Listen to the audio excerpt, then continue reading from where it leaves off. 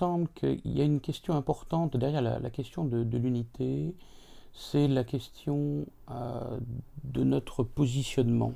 Et ça me renvoie toujours à cette histoire des apôtres, et qui, pendant une marche avec Jésus, un cheminement avec Jésus, se sont querellés sur le point de savoir lequel parmi eux était le plus important, enfin lequel était le premier, lequel à la limite pouvait imposer ses vues et ses opinions aux autres.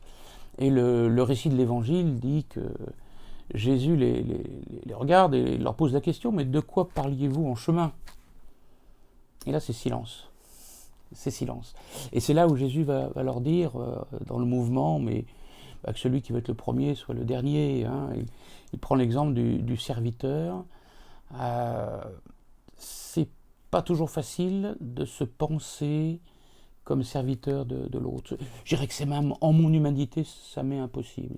Et à nouveau, il n'y a que ma relation à la parole du Christ, et ma relation à l'Évangile, qui peut me resituer comme tout simplement étant serviteur du Christ, serviteur des autres, ce qui veut dire aussi serviteur des autres dénominations, des autres confessions.